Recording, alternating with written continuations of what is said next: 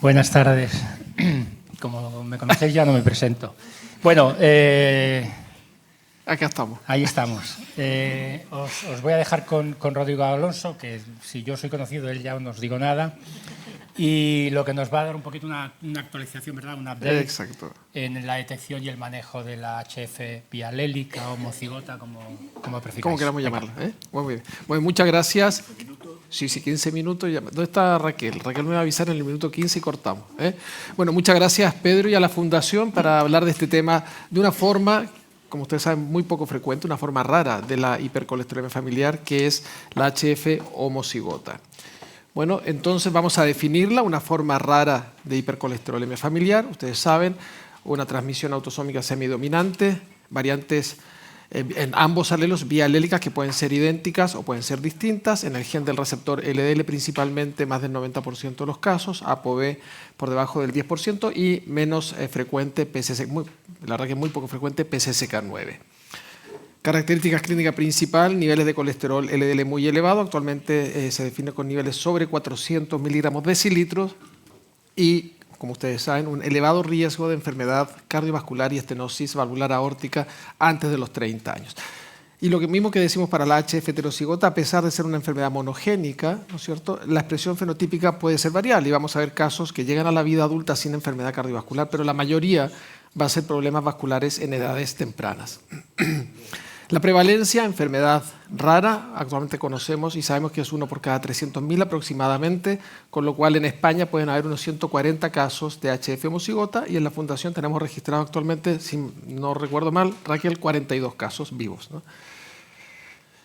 Este es el consenso europeo de la Sociedad Europea de Aterosclerosis, nos dice, bueno, sospeche sobre 400 miligramos decilitro con colesterol LDL, vaya a buscar si hay, ¿no es cierto?, expresión fenotípica, especialmente los síntomas que vamos a ver a continuación, si hay enfermedad cardiovascular y, por supuesto, ambos progenitores tienen que tener un fenotipo al menos o genotipo de hipercolesterolemia familiar heterocigota.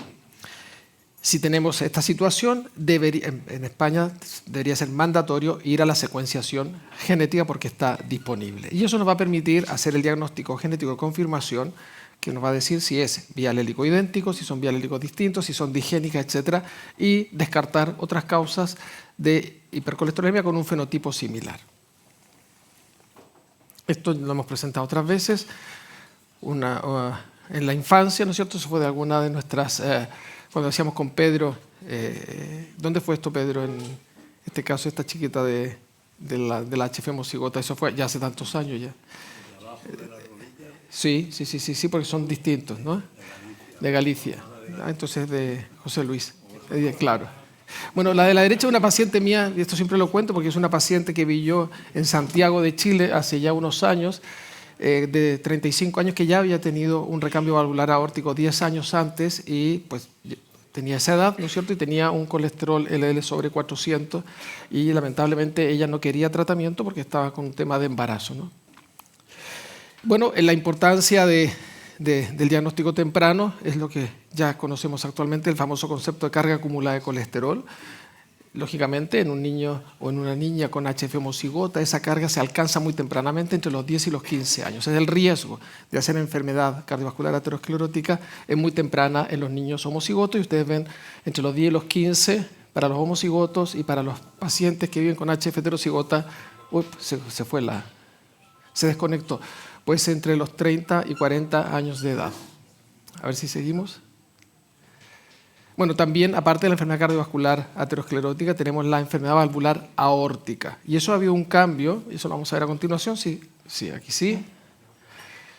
Bueno, la severidad de la HF homocigota depende, entre otras cosas, pero principalmente de la severidad de la variante patogénica. Si tenemos variantes de alelo nulo, es decir, que son las más graves, las más severas, porque tienen muy poquita actividad residual de receptor LDL, menos del 2%, tienen en general niveles más elevados de colesterol LDL, más enfermedad cardiovascular o una enfermedad cardiovascular más temprana y la respuesta al tratamiento o a la terapia convencional es menor. A diferencia de los que tienen alelos defectuosos, que tienen entre el 2 y el 25% de actividad residual del receptor, que tienen un fenotipo que es mucho menos severo. La supervivencia y esto es un estudio retrospectivo del Reino Unido, pero la supervivencia en la HF homocigota depende principalmente del nivel de colesterol LDL alcanzado con el tratamiento. Y esto va de la mano con el grado de severidad de la variante patogénica. Si son muy severas o niveles más elevados, la respuesta es menor y el riesgo, como pueden ver ustedes a la derecha, es mucho mayor. Por lo tanto, tenemos que hacer todos los esfuerzos para reducir lo que más podamos los niveles de colesterol LDL en esta población. A menor colesterol LDL con tratamiento, mayor es la supervivencia de estas personas. Y esto es el tema de la estenosis aórtica que ha cambiado. Vean ustedes, la estenosis ha disminuido con la disponibilidad del tratamiento. Aquí se hace un estudio pre-estatina versus post-estatina. Las estatinas marcan un antes y un después. En la HF, pues en el caso de la estenosis valvular aórtica, claramente disminuye la prevalencia de estenosis valvular, pero también hay un cambio y pasamos de tener más estenosis valvular aórtica, supravalvular, a la estenosis calcificada en la era post-estatina, que es lo que nos muestra acá. Y es importante hacer el diagnóstico de la estenosis valvular aórtica, especialmente en pacientes con HF homocigotas, porque la estenosis valvular aórtica multiplica por 4 o 5 el riesgo de morir en esta población. Por lo tanto, es tremendamente importante hacer la búsqueda del estudio vascular y el estudio de la válvula aórtica. Esto lo hicimos en colaboración con la Red Iberoamericana, con Pedro cuando fue presidente de la Red Iberoamericana de HF. Juntamos pacientes con HF homocigota, niños y adultos, era la corte más importante de niños con HF homocigota, y solamente para que vean cuando tienen esta expresión, tienen un gen, al menos un gen de alelo nulo, o sea, es uno de los dos variantes es grave. La edad de diagnóstico es más temprano, tienen niveles de colesterol más elevados, el porcentaje de santos mucho, mayor expresión fenotípica de la enfermedad, mayor porcentaje de enfermedad cardiovascular y mayor porcentaje de estenosis valvular aórtica. Por lo tanto, la genética nos va a predecir, especialmente en los pacientes con HF homocigota, el pronóstico. ¿Cuándo empezar el tratamiento? Lo más temprano posible. Bueno, si es adulto, al momento del diagnóstico, pero como lo vamos a ver en niños, en población pediátrica, las recomendaciones son idealmente entre el primer y segundo año de vida. Nosotros cuando con Pedro veíamos los niños, cuando hacíamos las jornadas, ¿no? Y diagnosticábamos, ¿te acuerdas? Y veíamos a los niños con homocigotos, claramente ya estaban empezando estatinas y ezetimiba a partir de los 2 años. Las metas, tema controvertido. Las metas en general son metas consensuadas porque no hay evidencia. No tenemos evidencia que tratar a los niños con HF homocigota o los adultos con HF homocigota tengamos que llevarlo aquí para ver un beneficio. Podemos extrapolarlo de la población general. Esta es una situación mucho más grave, mucho más rara, ¿no es cierto?, menos frecuente, pero en el año 2014, ahí tenemos lo que eran las guías europeas y lo que se publicó desde la Fundación de Hipercolesterolemia Familiar en España, ¿no? Que nosotros decíamos, bueno, al menos el 50% de reducción en colesterol LDL y un punto de corte que están puestos allí en los niños por debajo de 135, y ahí tienen ustedes lo que era adultos en el año 2014, y vean ustedes cómo 9 años después estas metas son tremendamente exigentes y que la mayoría de las personas van a requerir más del 80% en reducción del colesterol LDL, y eso es tremendamente difícil de conseguir. Con los nuevos tratamientos podemos. Pero piensen ustedes, hace 5 años, 10 años atrás, era tremendamente difícil. Y sigue siendo difícil. Estrategias terapéuticas. Raquel va a hablar de la alimentación, pero por supuesto el manejo de la alimentación, de la promoción de la actividad física, el tema del tabaco, etcétera, es tremendamente importante, pero tenemos un grupo de fármacos que dependen de la actividad del receptor LDL, la estatina, ezetimiba y los inhibidores de PCSK9. Si no tienen actividad, la respuesta va a ser mucho menor. Los independientes de la actividad, lomitapida y evinacumab, y abajo tenemos la lipoproteína Ferres y el trasplante prácticamente excepcional, no debería de existir, y la edición génica, que bueno, hay estudios que se están haciendo en población, pero estudios muy cortitos. Recordar que las estatinas y la combinación con ezetimiba siguen siendo útiles. Este es un estudio publicado ya hace unos 15 años de la Corte de Sudáfrica, un estudio retrospectivo, pero claramente el uso de estatina, con el efecto que tiene, reducción del 26% en colesterol LDL, en ese momento consigue un beneficio del 66% en reducción de la morbilidad y un 51% en la mortalidad en la corte con HF homocigota, con un retraso en los eventos de 15 años. Por lo tanto, las estatinas y ezetimiba tienen que estar en la base del tratamiento en esta población. Los inhibidores PCSK9 también se han estudiado en población con HF homocigota. La reducción de colesterol LDL promedio, un 30-35%, y como ustedes saben, depende principalmente de la respuesta del grado de actividad residual que tenga el receptor. Si son variantes severas o variantes nulas, la respuesta va a ser muy poca. Inclisiran solamente demostró esa reducción en población adolescente, curiosamente, pero no en población adulta. Pero el mecanismo de acción, entonces, de ambos, tanto la molécula de pequeña interferencia como los anticuerpos monoclonales, va a depender de la actividad residual del receptor LDL. Y por lo tanto hay que romper ese techo, y ahora se puede, ¿no? Tenemos las herramientas en los últimos años, como dijo Pedro, de nuevos fármacos con un mecanismo de acción independiente del receptor. Lomitapida, evinacumab. Brevemente, porque esto lo va a hablar el doctor Sergio Martínez Cervada. A continuación, lomitapida inhibe la AMTP, vía oral diario, recientemente aprobado por la FDA a partir de los 2 años de edad, en pacientes con HF homocigota, hasta el 60% reducción en colesterol LDL, y ustedes saben que 1 de cada 3 suspende la aféresis. Y evinacumab, un anticuerpo monoclonal contra angiopoyetina 3, se administra intravenosa cada 4 semanas, de acuerdo al peso corporal, aprobado a partir de los 6 meses en la EMA y 1 año en la FDA. 41-51% reducción de colesterol LDL, y también un porcentaje importante, casi la mitad, reduce la frecuencia de aféresis cuando están en ese procedimiento.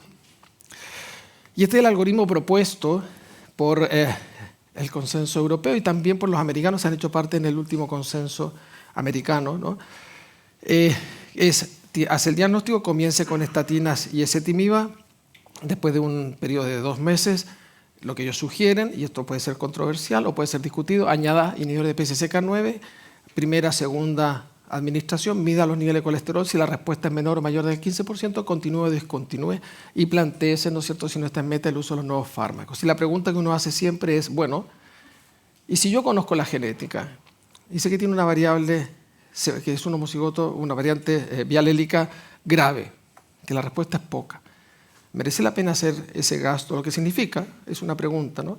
¿Y por qué no nos vamos directamente a los nuevos fármacos, ¿no? Y después, por último, si necesitamos algo, podemos ver si agregamos o no un inhibidor de PCSK9. Eso puede quedar para la discusión.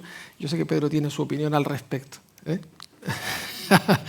Ya para ir terminando, esta es la serie que publicamos el 2024, los 39 casos que teníamos en ese momento con HF homocigota en España, en el registro SafeHeart. Ahí pueden ver ustedes las características, los niveles de colesterol LDL. Vean ustedes, 13 casos habían tenido ya enfermedad cardiovascular, y de los 13 casos habían 27 eventos distintos. La edad del primer evento, 13 años en los que tenían variables graves versus 47 años en los que tenían variables patogénicas no tan graves o defectuosas. Y después de 11 años de seguimiento, vean ustedes lo que se está consiguiendo. A la derecha, una media de LDL de 122, partíamos en 555. 122. ¿Con qué? Bueno, hay mayor uso de estatina de alta intensidad, mayor uso de combinación con ezetimiba, mayor uso, bueno, ahí vean ustedes, se llegó hasta el 54% de inhibidor de PCSK9 y luego baja. ¿Por qué? Porque no había respuesta. Y aquí no están incluidos los casos con evinacumab, porque cuando se hizo este estudio todavía no estaba aprobado en España, estaban los casos con lomitapida, pero vean ustedes cómo hemos conseguido que prácticamente un 36%, 1 de cada 3 consigue niveles de LDL por debajo de 100, y un 10% por debajo de 70. La pregunta es, y esta pregunta le encanta a Pedro, ¿no? Quiere decir que todos tendrían que seguir con aféresis para poder conseguir las metas, ¿no? Bien. Actualmente hay 42, como dije, casos con HF homocigota que están seguidos, vivos, que están seguidos en la fundación, y ahí pueden ver cómo se están distribuyendo los nuevos tratamientos. Este es un análisis que vamos a hacer ya a partir de finales de este año, el año que viene, para ver cuál es el impacto que tiene el uso, por ejemplo, de evinacumab en esta población. La respuesta tanto a inhibidores PCSK9 como a lomitapida, claramente lomitapida mantiene esta eficacia con una reducción superior al 50%, prácticamente sobre el 60%, ¿no es cierto?, que es independiente del receptor LDL, independiente del genotipo, ¿no? Es claramente una respuesta muy superior a la conseguida por los inhibidores PCSK9 en HF homocigota. Y esto que pensamos que es una gráfica muy interesante, porque claramente pueden ver ustedes cómo ha mejorado, ¿cierto?, la sobrevida en los pacientes con HF homocigota con la intensificación del tratamiento en los últimos años. Estamos viendo que con al menos un alelo nulo, 35 años y 56 años, edad libre de evento con una mediana de colesterol de 122.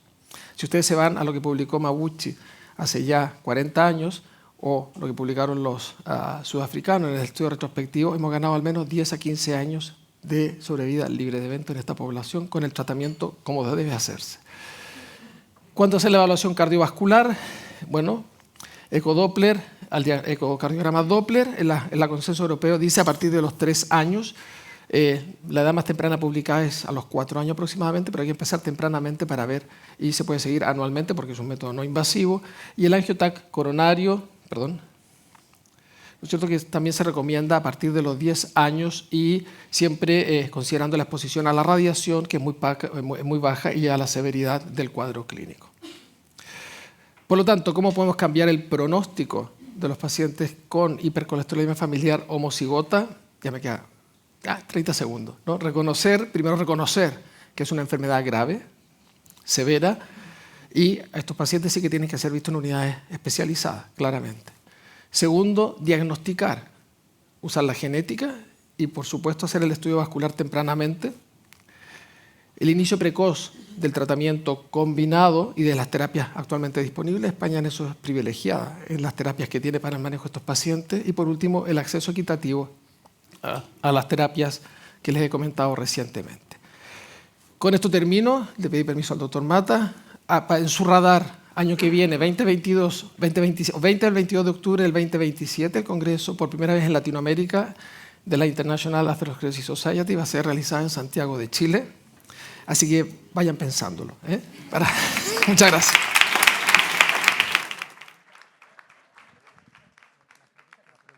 Vale. Bueno, y ¿me das sonido, por favor? Bueno, y continuamos.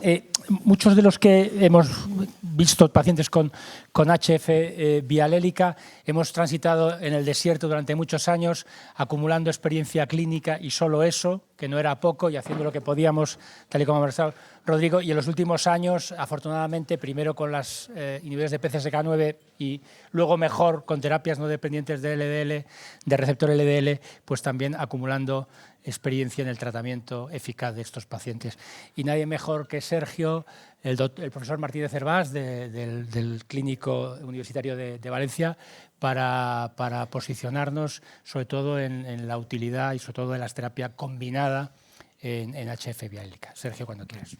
Gracias por la presentación. Gracias también por la invitación al doctor Mata para estar aquí hoy. No hay conflictos de intereses para esta presentación y, como todos sabéis, es una enfermedad rara y el problema que tiene es que todos los fármacos que tenemos en la parte izquierda, al utilizar la vía del receptor de LDL, ya se ha comentado anteriormente, no son eficaces. Por tanto, teníamos hasta hace relativamente poco problemas a la hora de un tratamiento adecuado. Sin embargo, afortunadamente, disponemos de los fármacos que tenemos a la derecha, en Europa, Lomitapida y Evinacumab, que utilizan una vía independiente del receptor de LDL y, por tanto, van a ser eficaces independientemente del tipo de mutación que tenga cada paciente. En este sentido, además, tenemos, como ya se ha comentado anteriormente, una novedad importante en las guías del año 2023, y es que antepone el uso de estas terapias avanzadas al de la féresis. Con lo cual, por lo menos yo ya he podido pautar tratamientos sin necesidad de pasar por aféresis, cosa que no pude hacer hasta antes de estar estas recomendaciones. De los dos fármacos que hay, Lomitapida y Evinacumab, Lomitapida es un inhibidor de MTP, lo que hace es reducir la síntesis hepática de VLDL y reducir también la síntesis de kilomicrones, con lo cual lo que hacemos es disminuir la síntesis de lipoproteínas, con lo cual no llegamos a la síntesis de LDL. Por eso va a ser eficaz independientemente de la mutación que tenga el paciente. Como se ha comentado, tiene una eficacia que está en torno al 50%. Es un fármaco que se administra vía oral, entre 5 y 60 miligramos, de forma diaria. Y el efecto es dosis dependiente. Como vemos aquí, hay variabilidad, pero a medida que aumenta la dosis, el efecto que tiene es mayor. Una particularidad, todos los pacientes con hipercolesterolemia familiar, especialmente la homocigota, deben realizar cambios de estilo de vida, hacer una dieta, pero en este caso en concreto, con este tratamiento es muy importante que se siga una dieta baja en grasas por el mecanismo de acción. La grasa se acumula a nivel hepático y si el paciente no hace una dieta pobre en grasas va a tener efectos secundarios y puede tener riesgo de esteatosis. En general, si un paciente cumple esas recomendaciones dietéticas, no va a haber ningún problema. Ahora luego veremos que hay 2 pacientes ya con más de 10 años, de 11 años en tratamiento con lomitapida y no han tenido ningún tipo de problema. El otro fármaco es evinacumab, que es un inhibidor de la angiopoetina 3-like. La angiopoetina 3 lo que hace en condiciones normales es, no sé hacia dónde apuntar, pero bloquear la lipoproteína lipasa y la lipasa endotelial. Al bloquear la angiopoetina 3, estos pasos quedan libres de forma que las VLDLs pasan rápidamente a remanentes y esos remanentes son captados a nivel hepático por unos receptores específicos de forma que ya no sigue la síntesis hacia el resto de lipoproteínas y no se forman LDLs, con lo cual también es eficaz independientemente del tipo de alteración que tenga el paciente. Se administra, como ya se ha comentado anteriormente, por vía intravenosa a dosis de 15 miligramos por kilo cada 28 días. Tiene una reducción en torno a un 45% y aquí vemos que independientemente si la mutación es nula o no es nula, el efecto va a ser el mismo comparado frente a placebo. Yo lo que voy a hacer a continuación es comentar la experiencia que tenemos nosotros en el hospital clínico. Aquí falta un paciente porque me equivoqué al enviar la presentación. Tenemos 8 pacientes, afortunadamente no todos van a necesitar este tipo de tratamiento. El primero es un paciente que cuando llegaron los inhibidores de PCSK9, como tenía receptores una mutación defectuosa, salió de la féresis. La segunda es una autosómica recesiva que no ha querido ningún tratamiento, ni aféresis, ni ahora ni lomitapida, ni evinacumab. Tiene 500 de LDL, tiene la edad que tienen ahí, es una persona relativamente mayor y no tiene ningún tipo de, ni siquiera ninguna placa de ateroma en las exploraciones.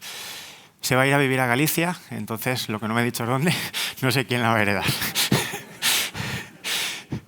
El paciente 3, 4, 5 y 6 los comentaré ahora después. Bueno, tenemos 3 pacientes con lomitapida, 2 pacientes con evinacumab y un paciente con combinación. La paciente 7, aunque solo tiene una mutación identificada en lo que es la vía del receptor de LDL, está ya en prevención secundaria, menor de 45 años, tenía basalmente una LDL mayor de 400, padre y madre con dislipemia, está en tratamiento con rosuvastatina 40, ezetimibe, inhibidor de PCSK9, resinas y tenía una LDL de 215.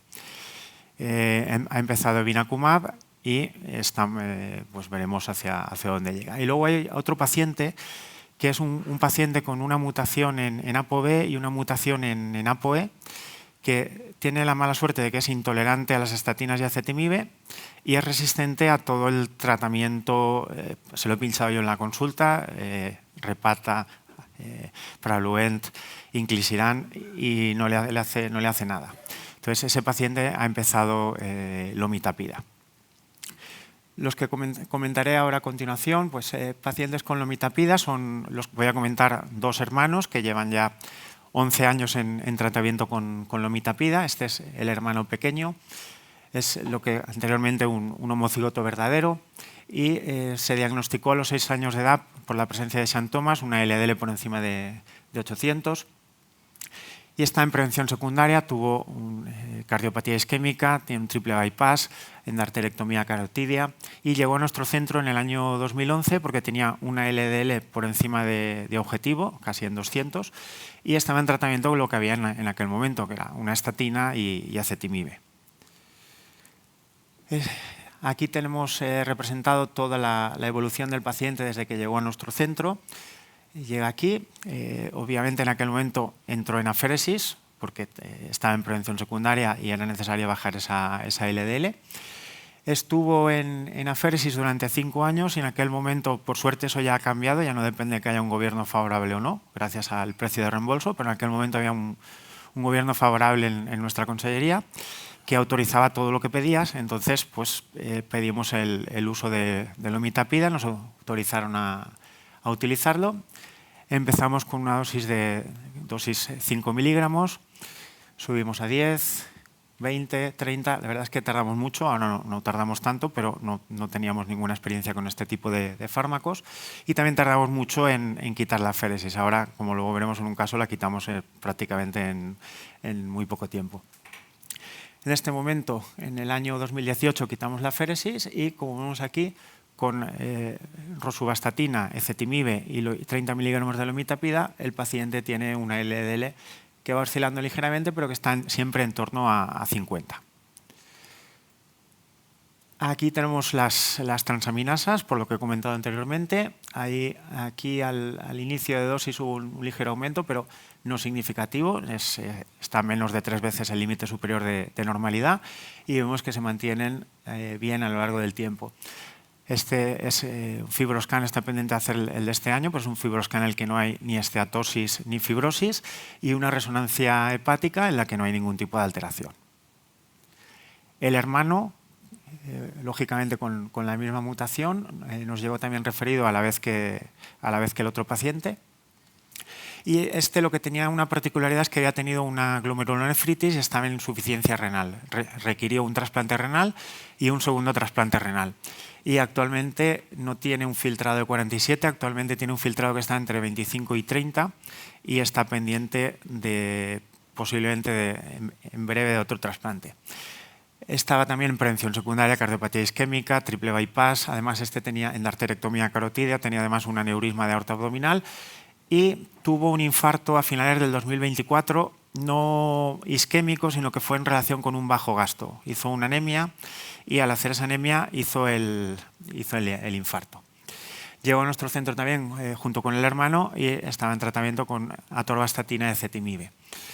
Este fue el segundo que empezó. Empezó primero el hermano, empezó después y estuvo en aféresis también. Este empezó más tarde porque no teníamos hueco para aféresis, solo podíamos incluir a 10 pacientes y de los 2 hermanos tuvimos que decidir a cuál de los 2 incluíamos. Incluimos al otro porque tenía una LDL más alta y entonces pues lo incluimos al otro, por eso este empezó después. Se le añadió lomitapida 5 miligramos, se le añadió 10 y paramos la aféresis. Como vemos aquí, aunque parece que hay aquí subidas, pero tiene LDLs que están, al igual que el hermano, pues en torno a 50 más o menos. Al igual que el hermano, no ha habido ningún problema desde el punto de vista de las transaminasas, ni tampoco a nivel de grasa hepática, fibrosis, y la resonancia, al igual que el hermano, está completamente dentro de la normalidad. Y son ya 11 años de tratamiento, pero este además tenía una particularidad. Era un paciente, entre otras cosas, por el trasplante renal polimedicado, y hay que tener en cuenta que los inhibidores de la CYP3A4, moderados y fuertes, no podríamos dar lomitapida. Los inhibidores débiles utilizar con precaución y este paciente estaba con amlodipino, atorvastatina y ahora con ranolacina después del último episodio cardiovascular. Y además estaba en tratamiento también con tacrolimus, es decir, va con muchos fármacos que pueden haber interacciones, pero no ha tenido ningún tipo de problema. Por lo que respecta a evenacumab, presentaré este paciente. Fue diagnosticado a los 12 años, también por la presencia de xantomas. Pone exfumador porque dejó de fumar, porque si no dejaba de fumar no le íbamos a poner el tratamiento.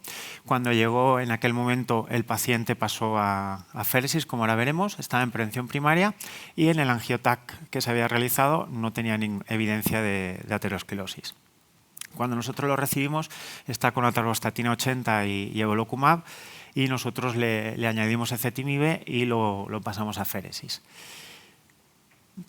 Afortunadamente, con la posibilidad del reembolso de fármacos, pues podemos empezar, fue su regalo de Navidad, porque fue el 19 de diciembre del 2024. Empezamos con evinacumab, hubo una respuesta muy buena, bajó más del 70%, y paramos la aféresis, como vemos aquí, a los 14 días le hicimos aféresis y ya paramos, no le hicimos más aféresis.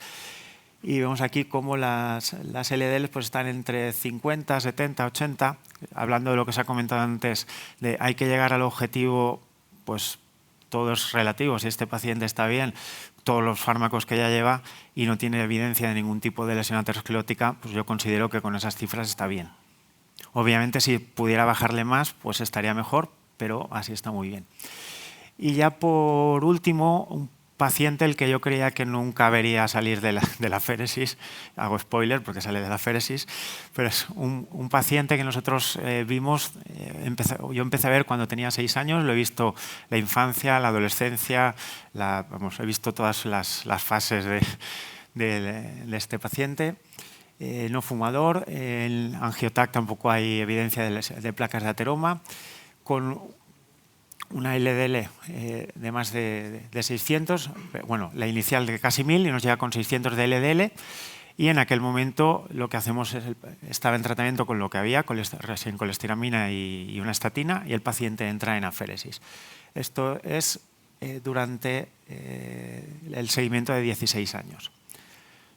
El paciente llega aquí, empieza aféresis, imaginad lo que es para un niño de 6 años de edad, tener que venir cada 14 días, estar conectado a una máquina, pasar por lo que tiene que pasar.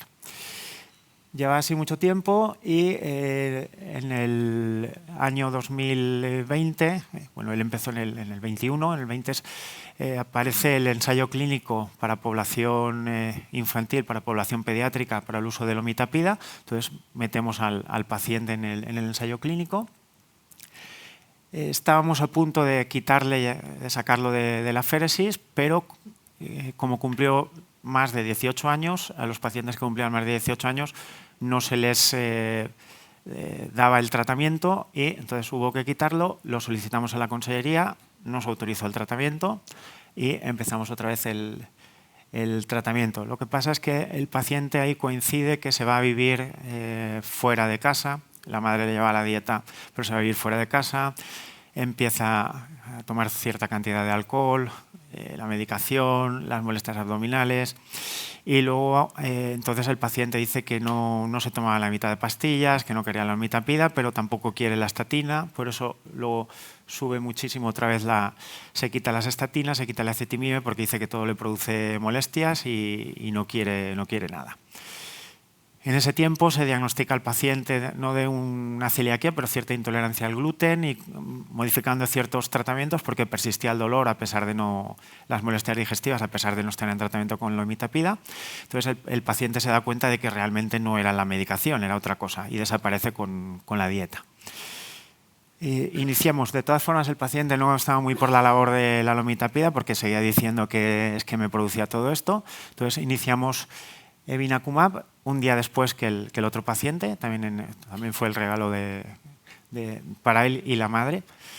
Pues empezamos evinacumab, hay un descenso también de cerca del 70% y iniciamos un tiempo después lomitapida. Estamos aquí evinacumab, lomitapida 5 miligramos, 10, 20 miligramos y retiramos la féresis. Y se mantienen cifras que están en torno a 80 de LDL. Este paciente, esto lo pongo siempre, hay que tener en cuenta, viene del último pueblo de la Comunidad Valenciana, que si hubiera estado, pues estaría en Murcia.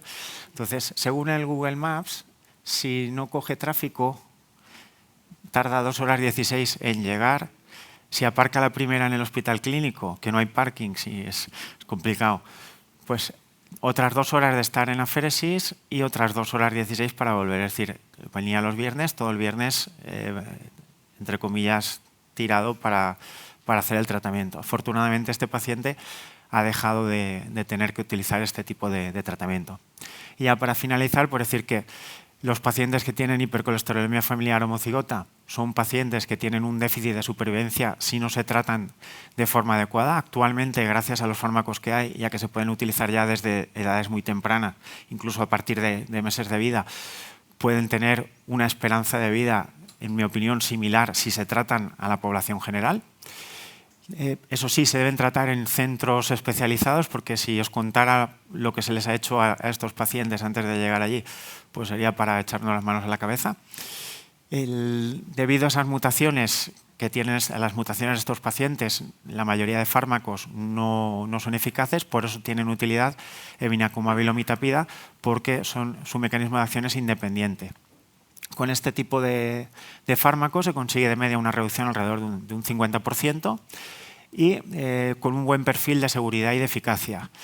Si se utiliza uno de ellos, en algunos casos, aquí hemos visto uno, va a desaparecer la aféresis en un porcentaje de casos o como mínimo se va a reducir la frecuencia de aféresis, y si utilizamos los dos, pues todavía se va a poder incluso alcanzar el objetivo, porque parece mentira que un paciente con una LDL de casi 1000 tenga una LDL de 80. Muchas gracias.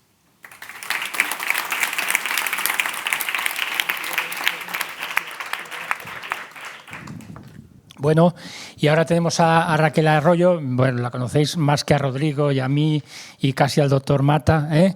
Ella es nutricionista y dietista de la Fundación y además digna heredera del legado de María Teresa en el seguimiento de la cohorte, ¿no?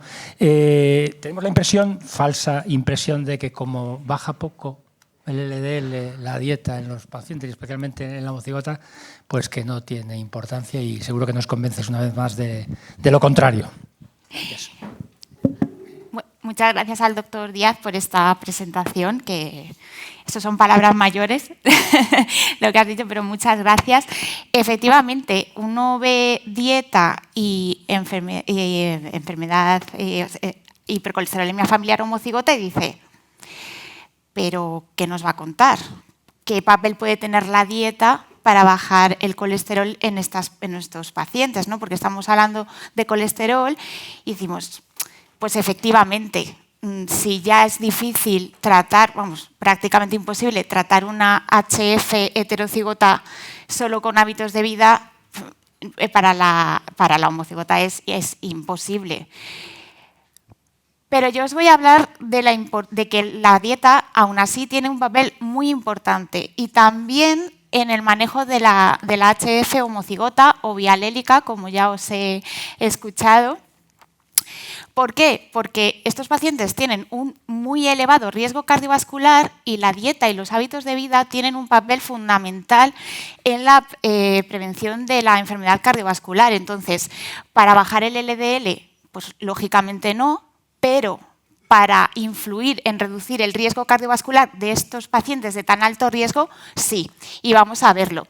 ¿Por qué? Porque una dieta adecuada, sobre todo, también nos ayuda a mantener un peso saludable, y un peso saludable, y lo vamos a ver a continuación, también nos va a ayudar en la respuesta al tratamiento.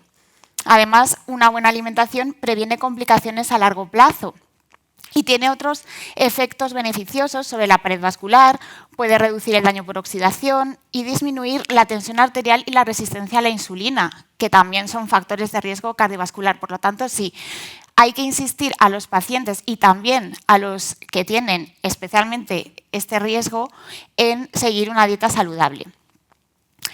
Las guías, por supuesto, nos dicen que estos pacientes van a necesitar tratamiento intensivo para alcanzar unos objetivos en colesterol LDL, pero también nos comentan que, bueno, pues que hay que seguir un estilo de vida saludable y, sobre todo, si fuman, que dejen de fumar. El doctor Martínez Hervás nos lo acaba de comentar, un caso que afortunadamente dejó de fumar, porque es fundamental. La evidencia en que cambios en el estilo de vida, pues como evitar las grasas trans de la dieta, reducir las grasas saturadas, aumentar la fibra, reducir el exceso de peso, pues es bastante alta y tiene su papel, juega su papel en el manejo de esta enfermedad. De hecho, todos conocemos la ecuación Sheikhard, y de los 8 ítems que tiene la ecuación, 3 están directamente relacionados con los hábitos de vida: el índice de masa corporal, el fumar y la presión arterial elevada. Nosotros hemos visto en la Fundación casos que con una pérdida de peso no estoy hablando de muchísimos kilos, estoy hablando de perder 5 o 6 kilos, cómo le ha mejorado la resistencia a la insulina, ha mejorado su presión arterial. Entonces, influye directamente en el riesgo cardiovascular.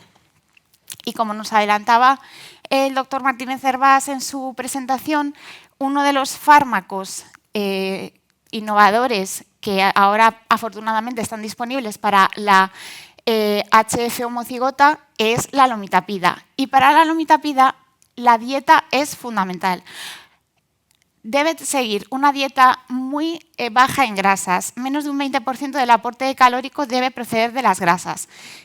Menos del 20% se dice muy rápido y pensamos, bueno, pues igual no es tan restrictiva. Menos del 20% en una dieta de unas 2.000 kilocalorías pueden ser 44 gramos de grasa. Una cucharada de aceite de oliva nos va a aportar unas 14 gramos de grasa, con lo cual al día podríamos tomar 3 cucharadas de aceite de oliva, para que nos hagamos una idea de lo que significa. Además, el asesoramiento dietético, como veis, pues es fundamental en estos pacientes y la mayoría de los casos requiere de suplementación, por supuesto, de vitaminas liposolubles y ácidos grasos esenciales. También lo adelantaba en su anterior presentación el doctor Martínez, si la dieta no se sigue, pueden aparecer frecuentemente efectos secundarios como diarrea, vómitos, náuseas, dolor abdominal. A veces también puede influir en la absorción de vitaminas y también ácidos grasos esenciales, por eso requiere la suplementación. Pero otras que no son tan frecuentes, pues puede haber elevación de enzimas hepáticas y estatosis hepáticas. Por eso es muy importante en estos pacientes evitar a toda costa el consumo de alcohol. Esto es un resumen muy simple. Como digo, el asesoramiento dietético para estos pacientes es fundamental, pero bueno, básicamente hay alimentos que están más permitidos y otros restringidos. Y claro, llama la atención porque hay alimentos restringidos que todos meteríamos dentro de una dieta cardiosaludable, por supuesto, porque tienen grasas saludables, pero volvemos a lo que hemos comentado. La restricción de grasas en estos pacientes es bastante alta, entonces tenemos que priorizar, por supuesto, que el aporte de grasas, que es muy bajo, sea la grasa más saludable posible. Por eso, en alimentos permitidos siempre ponemos el aceite de oliva, virgen, por supuesto, pero aún así está limitado. Entonces, estos pacientes no pueden, o sea, los ultraprocesados, salsas industriales, todo esto nos va a aumentar el consumo de grasa y además no nos va a aportar absolutamente nada. Y las técnicas de cocción también son fundamentales. Al vapor, en su propio jugo, a la plancha, pues es muchísimo, o sea, no consumes tanta grasa como frito, empanado.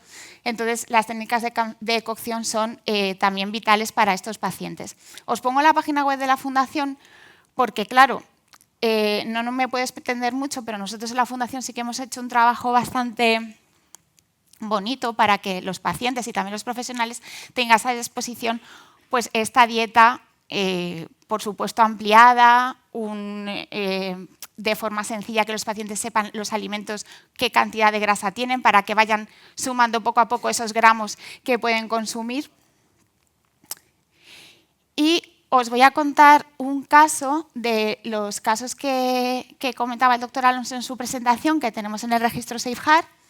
Es un caso real y no es excepcional, porque ya nos hemos encontrado varios casos similares. Es una mujer de 60 años con una HF homocigota de alelo defectuoso. Tuvo enfermedad cardiovascular ya a los 28 años, le hicieron un reemplazamiento valvular aórtico y tuvo una angioplastia a los 48 años. Su LDL basal es de 470 miligramos de decilitro, no es fumadora, no es hipertensa, no es diabética, su LPA es normal y el peso previo a iniciar el tratamiento con lomitapida era de 72 kilos. En relación con su talla, pues esta mujer tenía un BMI de 28, o sea, estaba en sobrepeso. Esta señora estaba en LDL aféresis, los últimos años siempre que hablábamos con ella en la fundación nos contaba los problemas que estaba teniendo con la fístula. Para ella, iniciar tratamiento con lomitapida, además de la atorvastatina de 80 que tomaba, la ezetimiba de 10 y el evolucumab, que también se ponía, 420 miligramos cada 15 días, pues supuso un antes y un después. De hecho, alcanzó LDLs por debajo de 100 miligramos de decilitro, que yo recuerdo porque pues como comentaba el doctor Díaz, ya llevamos tiempo y yo recuerdo de haber visto vuestras presentaciones del doctor Díaz, sin ir más lejos, doctor Alonso, de pacientes homocigotos y claro, ver hace años un homocigoto con un LDL por debajo de 100, pues es impensable. Y esta mujer lo consiguió y consiguió dejar la aféresis que tantos problemas le estaba dando últimamente, con lo cual su calidad de vida mejoró muchísimo. Los cambios en la dieta, los cambios en los hábitos de vida llevaron a esta mujer a pesar 56 kilos. Su BMI cambió de 28 a 22, o sea, estuvo en normopeso. La paciente nos reportaba que estaba muy contenta, además ciertos problemas de articulaciones, ella veía como que estaba un poquito mejor, estaba muy bien y estuvo 6 años en tratamiento con lomiprazida. Recientemente, en consenso, el especialista con ella, con la paciente, pues vieron suspender lomiprazida. ¿Y qué ocurrió? Que a los 3 meses de suspender la lomiprazida y ya no tener esa restricción de grasas y esa dieta tan estricta, la paciente aumentó 9 kilos. 9 kilos en 3 meses, pasando a pesar 65 kilos y en relación con su estatura tener un BMI de 25,7, es decir, volver al sobrepeso. Además, las primeras analíticas con evinacumab, el LDL subió. Yo sé que me vais a decir que la ecuación de riesgo Safeheart no es para homocigotos, pero lo he querido poner para que veáis la influencia que ha tenido el peso en el riesgo cardiovascular. Solo he cambiado el peso, he dejado el resto de ítems tal cual estaban. Y esta paciente con 56 kilos y normopeso tenía un riesgo de 0,81. Y con el aumento de peso y volver al sobrepeso, tiene un riesgo de 1,94, es decir, el doble. Su riesgo ha aumentado más de un 100%, solo con el aumento de peso, insisto. Lo podéis poner en la ecuación que está disponible en la página web. Claro, ¿qué puede ocurrir? Que esta paciente puede a largo plazo desarrollar una diabetes, una hipertensión, añadir más riesgo a una paciente que ya tiene de por sí un riesgo cardiovascular muy alto.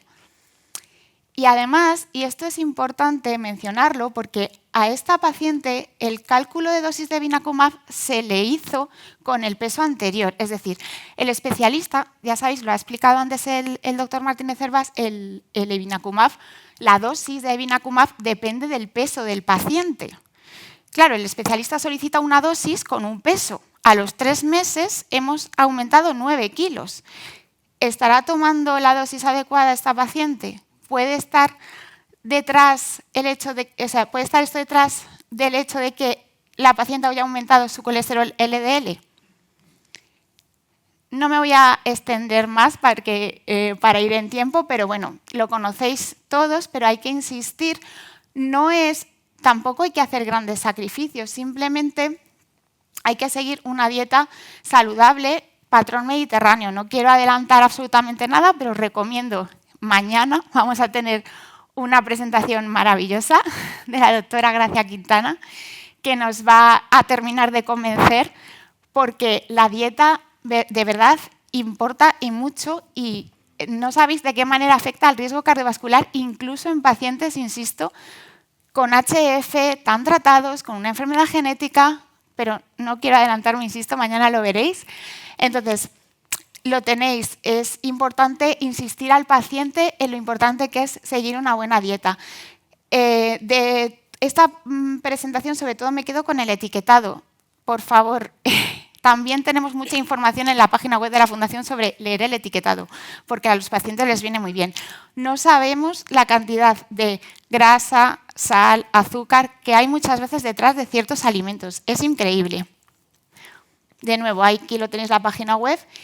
Y, en resumen, por supuesto, no podemos pretender controlar el LDL de una HF, y menos una HF homocigota, pero una buena dieta sirve para prevenir el sobrepeso y la obesidad, que es un factor de riesgo, la hipertensión, la diabetes tipo 2, y además el peso influye directamente no solo en el riesgo cardiovascular, sino también en la eficacia del tratamiento. Así que el enfoque siempre debe ser integral. Muchas gracias.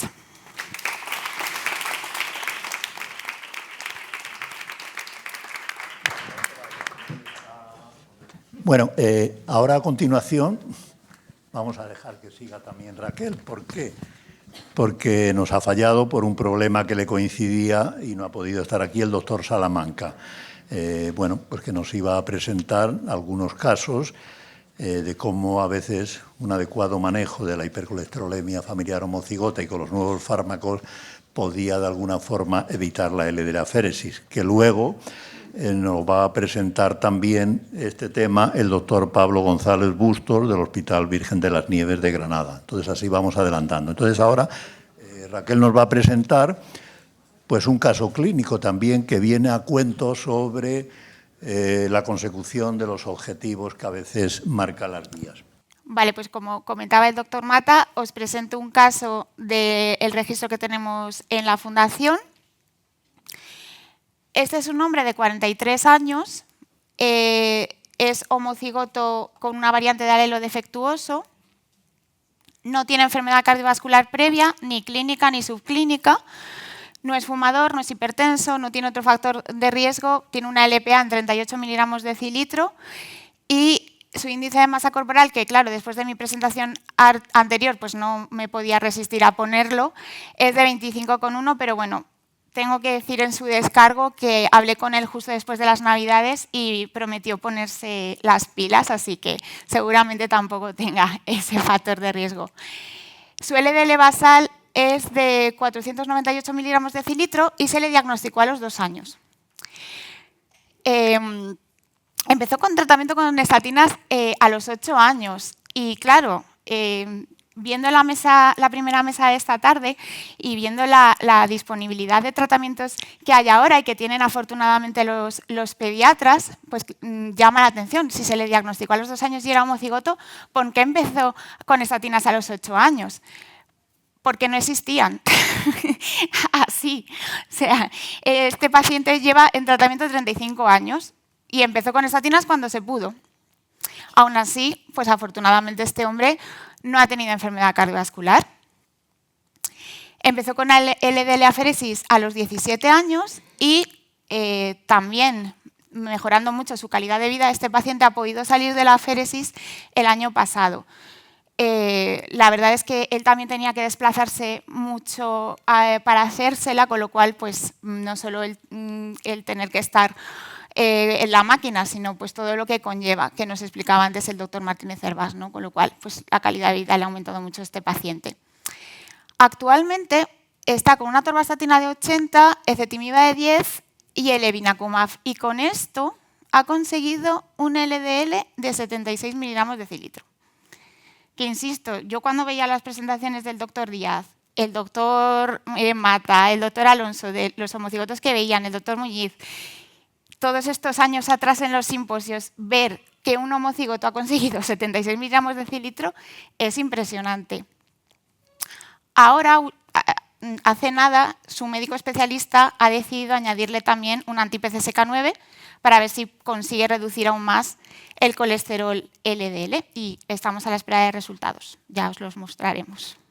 Vamos a hacer toda la discusión junta, pero yo creo que aquí yo sí que haría una pregunta a la audiencia. ¿Estáis contentos con un homocigoto sin enfermedad cardiovascular bien tratado y que tiene un LDL de 76? ¿Hay que intensificar tratamiento, sí o no? El doctor Fuentes anima. A ver, ¿quién se anima? ¿Quién está a favor o quién está en contra aquí? Lo que haría sería buscar enfermedad cardiovascular subclínica. Un score calcio, por ejemplo. Muy bien.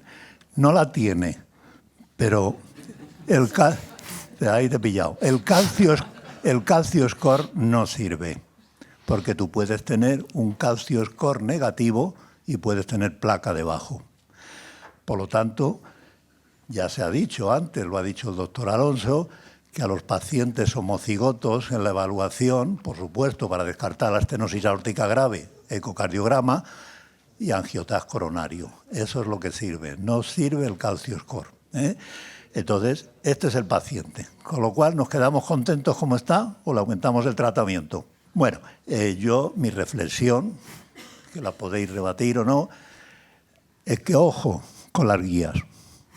Se acaba de decir aquí, ¿cómo se puede entender que las últimas guías para el tratamiento de los homocigotos se hayan puesto los mismos objetivos en colesterol LDL que para los heterocigotos?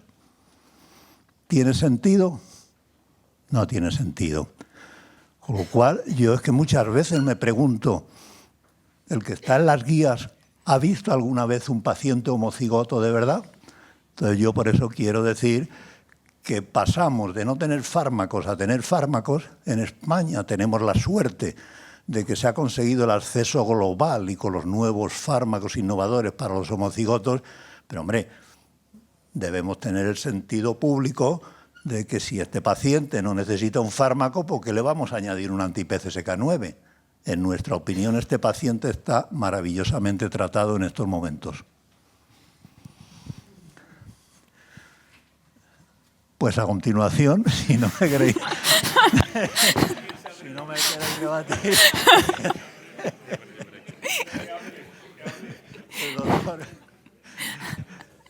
el doctor Pablo González Bustos. El don de la oportunidad que decía mi abuelo, o sea que me toca un momento fantástico para romper el hielo. Y en la línea de lo que se ha venido comentando, espero que toda la audiencia salga convencida de la oportunidad que tenemos para tratar a los homocigotos actualmente.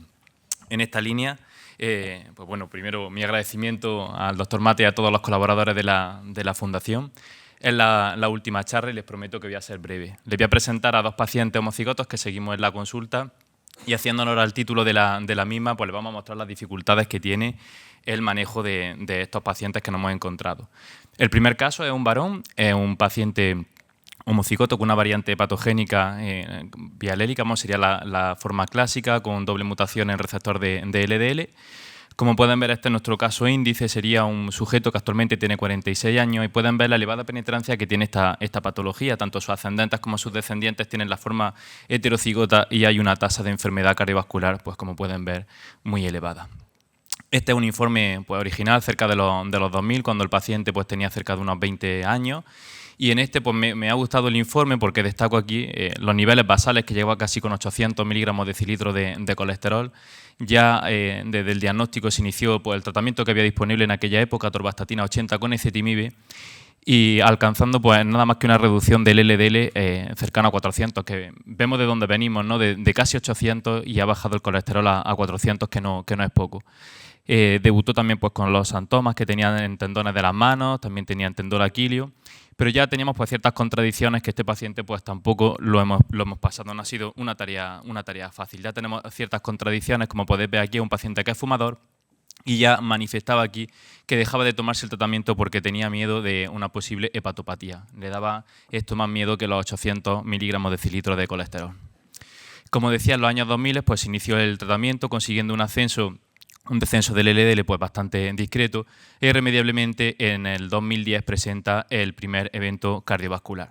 Este es el árbol vascular de un paciente de 29 años que no ha recibido un tratamiento precoz ni adecuado. Tenía una enfermedad extendida de 3 vasos y precisó de 4 stents para una revascularización aceptable.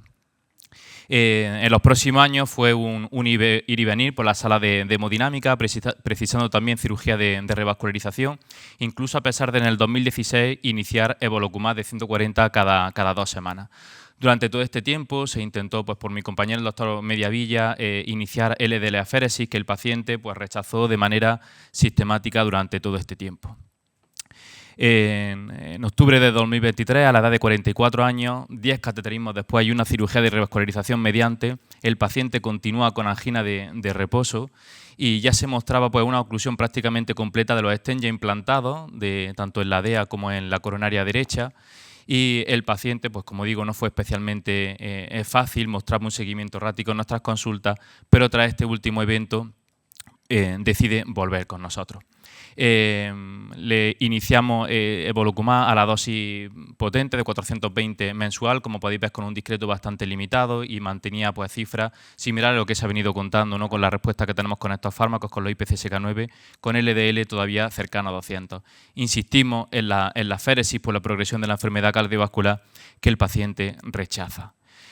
Solicitamos entonces el uso de terapia independiente de receptor de LDL en la Comisión de Medicamentos Especiales de nuestro hospital, y tras una valoración pues bastante extensa del caso, se hace una interpretación literal del IPT, obligando al paciente a pasar por evolocumab 420 cada 2 semanas, que el paciente no tolera por sintomatología pues bastante florida, acaba dejando el tratamiento y deja de venir con nosotros a la consulta. Seguimos sabiendo de él porque vemos a sus tres hijas, esperamos que pueda pues recapacitar no demasiado tarde porque tenemos estrategias. Y reflexionar que introducir fármacos nuevos en los hospitales no siempre es fácil, pero guiados por la evidencia, pues creo que es nuestra responsabilidad seguir intentándolo, y planto aquí pues esta semilla que nos sirvió para tener un final un poquito mejor en el siguiente caso que les voy a mostrar a continuación. Este paciente es un paciente compartido con la unidad de Córdoba, del Reina Sofía de Córdoba. Es un paciente que es homocigoto, presenta la forma bialélica recesiva. Como sabéis, esta es la clasificación en base al espectro genético de los pacientes homocigotos. Como ya se ha ido documentando, puede ser bialélica monogénica, bialélica digénica o bialélica recesiva cuando se afecta o tenemos 2 variantes patogénicas en homocigosis en el gen del LDRRAP. Es una variante que, como decíamos, es recesiva, por tanto, en nuestro caso índice precisaba de las 2 variantes para expresar la enfermedad, mientras que el resto de sus familiares, tanto ascendentes como descendentes, eran portadores, pero tenían un fenotipo normal. La forma bialélica recesiva representa menos del 1% de los casos de la hiperclostremia familiar homocigota, y el sustrato fisiopatológico pues radica en una pérdida de función del ligando LDRRAP1, que actúa como ligando que permite la internalización del receptor LDL con el LDL colesterol. Por tanto, las moléculas, lo que es el receptor de LDL, mantiene una actividad residual, pero se ve pues, fuertemente afectada la internalización y, por tanto, el aclaramiento de partículas LDL. Estos pacientes suelen tener un fenotipo menos agresivo que los pacientes con la forma autosómica dominante, pero en nuestro caso la verdad que tuvo una expresión bastante potente. Aparte, pues también reflexionamos, ¿no?, como venimos comentando, hay un retraso diagnóstico pues, importante. Este paciente se diagnosticó pasados los 20 años. Vive en la sierra de Jaén. Esto también, como veíamos aquí, también el acceso o la equidad de recursos, pues en este caso pues también se hizo presente. Y ya en el 2000 se le aportó un diagnóstico clínico de hiperclostremia familiar heterocigota a pesar de tener un LDL basal de 500. Se inició tratamiento con rosuvastatina 20 y pues continuamos, ¿no? Pues con esa inercia terapéutica, a pesar de tener niveles de 300 de LDL, se asumía o se daba por sentado que el paciente no tenía buena adherencia, y en 2007 presenta el primer infarto que precisa revascularización de la descendente anterior. En ese momento se incrementa terapia, con la que había disponible en aquel entonces, con estatina alta intensidad y ezetimibe, y entra en el circuito de cardiología con una revisión anual con ecografía en el que no mostraba alteraciones estructurales ni valvulopatía, y se deriva a atención primaria por el conocido por todos seguimiento estrecho de factores de riesgo cardiovascular por su médico de familia. Ahí lo llevaban con 300 de LDL. Y no es hasta 2019 cuando lo reciben los compañeros de la unidad de lípidos del Hospital de Reina Sofía. Y aquí pues, se deciden dos hitos fundamentales, que es iniciar la terapia IPCSK9, que ya estaba disponible, en este caso con alirocumab 150 cada 2 semanas, y revisando la historia clínica del paciente pues, se solicita la confirmación molecular que ya muestra que efectivamente el paciente tiene dos variantes en homocigosis, y se confirma la forma bialélica recesiva. La respuesta al alirocumab había sido discreta, pero sí que pues, se consiguió un descenso, por lo tanto se mantuvo. Viendo los antecedentes del paciente, que ya era un paciente de muy alto riesgo, se le planteó la féresis, pero como decíamos, el paciente vive en la sierra de Jaén y en ese momento no lo pudo conciliar con su situación familiar ni laboral.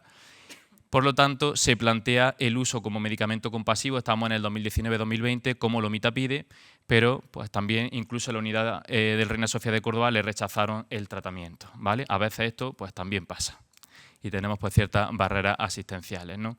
En 2023 el hombre comienza con angina nuevamente, se valora por cardiología y se decide cateterismo, que mostraba una oclusión crítica de la coronaria derecha, se tiene que revascularizar, y en este momento valorando la progresión de la enfermedad cardiovascular, se plantea nuevamente la aféresis que el paciente afecta. Perdóname, Sergio, me he copiado.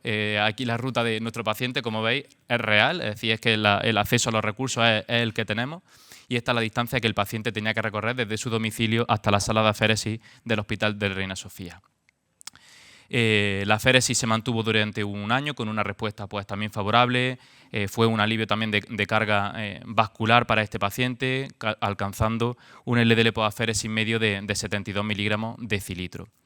Y en esto que un día de octubre pues, nos llama nuestro querido doctor Fuentes y nos dice que el paciente pues, que se quiere trasladar a Granada, que se muda a Granada. Y entonces pues, valoramos el caso, un paciente facilico, lo recibimos allí y valorando, la verdad que como nos coordinamos estupendamente, era un paciente que ya estaba en aféresis, había progresión de enfermedad cardiovascular y, como decíamos, el don de la oportunidad coincide que a finales de 2024 se aprueba Evinacumab y nosotros ya en ese momento habíamos hecho un intento previo con nuestra comisión de farmacia hospitalaria y se aprueba Evinacumab. De forma muy similar al paciente que ha presentado Sergio, a los 15 días de administrar el Evinacumab, que se administra en la última sesión de aféresis, a los 15 días el paciente llega a la nueva sesión con 60 miligramos de decilitro de LDL y un LDL post-aféresis por debajo de 20 miligramos de decilitro. Se dejan planteadas un par de sesiones en función para valorar también la variabilidad, pero se vuelve a confirmar que el paciente llega antes de las sesiones con niveles de LDL por debajo de 60, por lo que la suspendemos temporalmente. Y como podéis ver aquí, la reducción, si tenemos en cuenta el LDL medio, es de un 60% superior. Llevamos ya un año de tratamiento con Evinacumab, que ha mantenido pues, una estabilidad bastante buena, con buena adherencia, con buena tolerancia, sin alteraciones clínicas significativas, alcanzando un LLD medio de 57 miligramos de decilitro y seguimos manteniendo esa reducción superior al 60% de los niveles previos que teníamos de la preaféresis.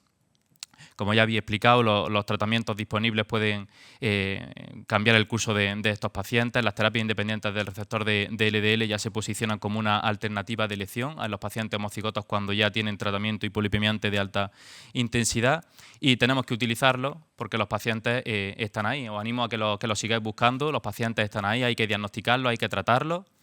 Y las curvas de supervivencia que se han mostrado igualmente pues, demuestran que se puede cambiar el curso natural de esta enfermedad y que los recursos y los tratamientos actuales pues, debemos utilizarlos para los pacientes homocigotos. Y muchas gracias, eso es todo.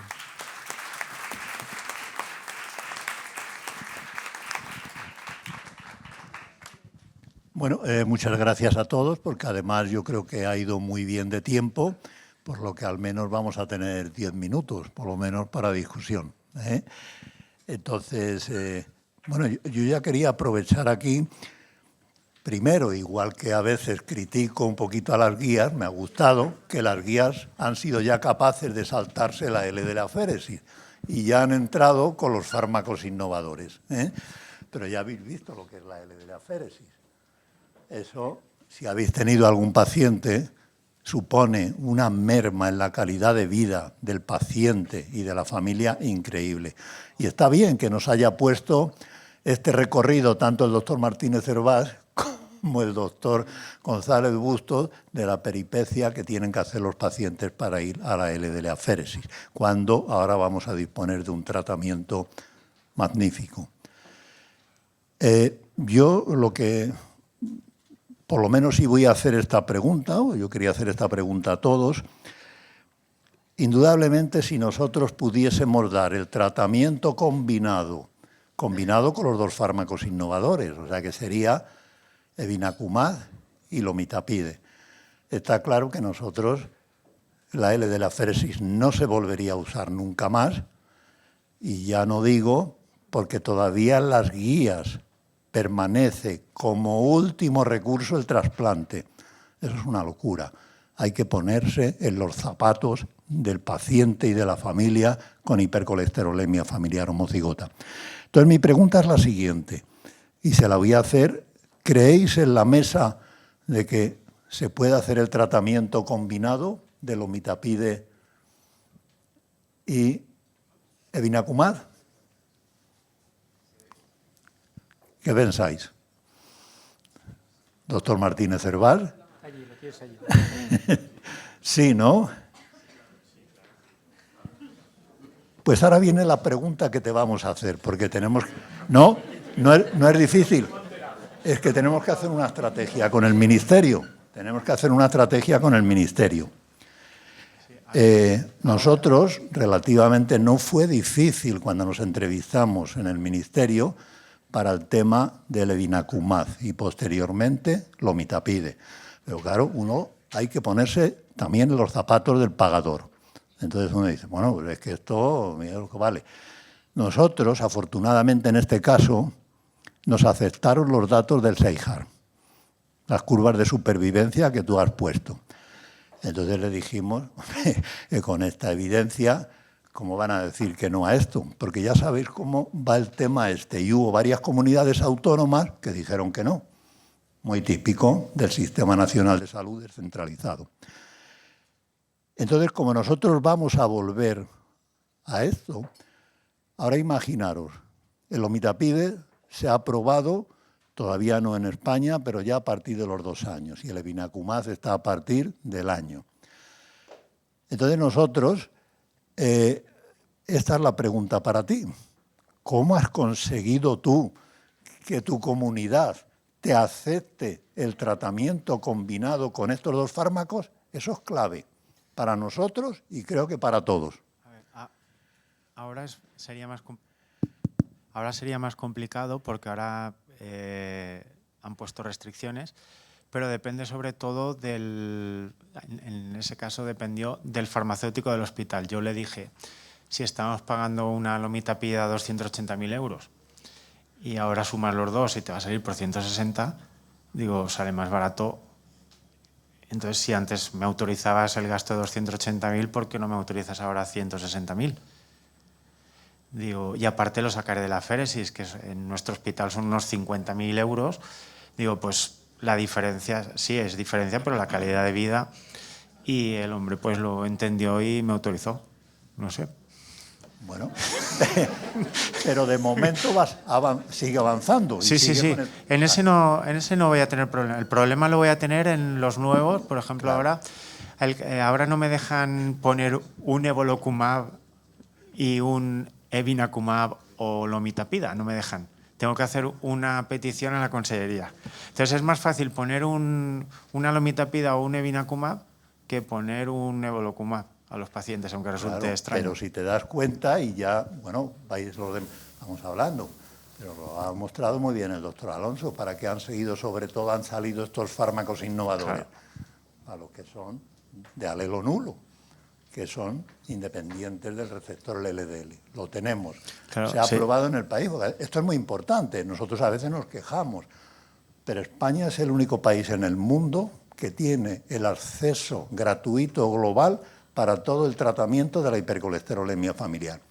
Entonces, lo que hay que insistir es que el número es reducido y que no todos los homocigotos van a necesitar el doble tratamiento. Bueno, pues ya te pediré una información porque esto va a ser importante.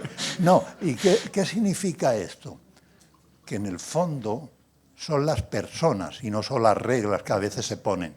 Tú has encontrado personas sensibles en tu comunidad y en otras comunidades pues van con los protocolos.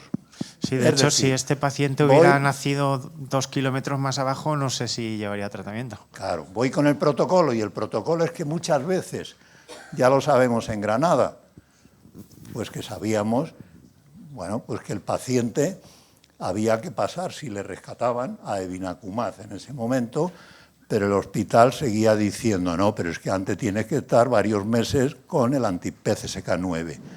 Pero además de eso, otro medicamento que ya no lo voy a nombrar, que también ya sabes que os dijeron. Entonces, eso vale un dinero también.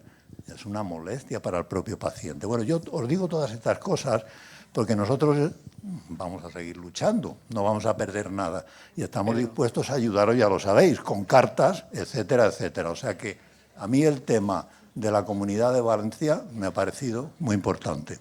Mira, yo te doy otra idea que además en parte lo has dicho tú. Yo tengo 4 pacientes, 3 con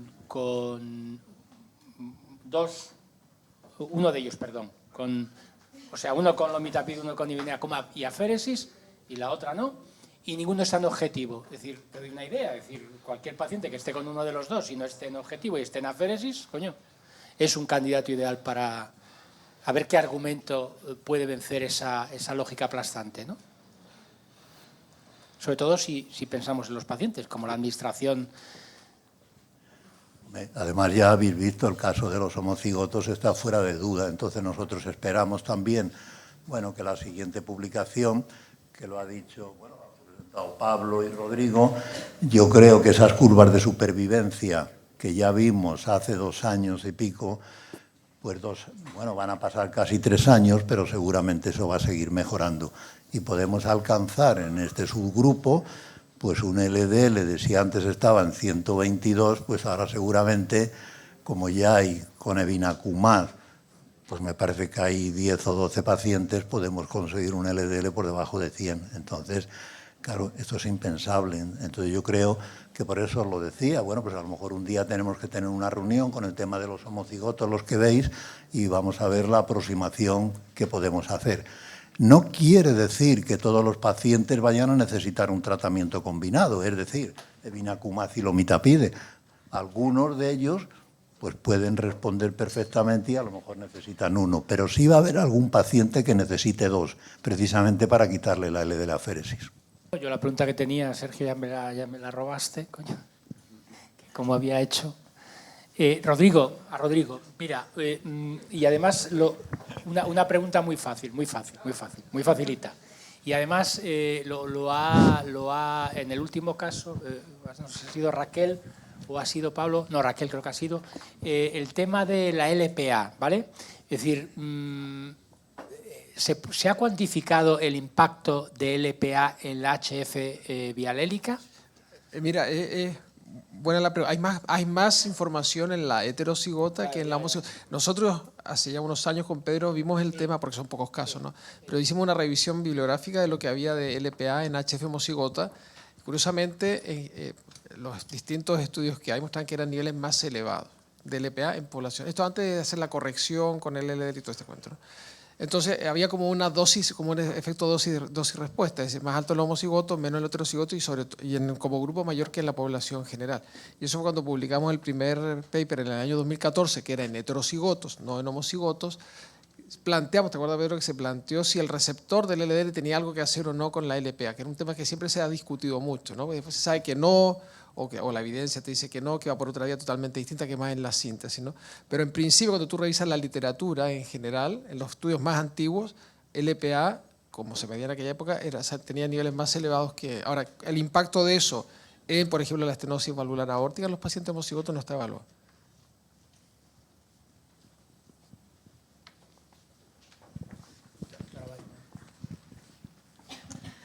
Yo nada más es por discutir con Pedro, porque es una cosa que me gusta, ¿no?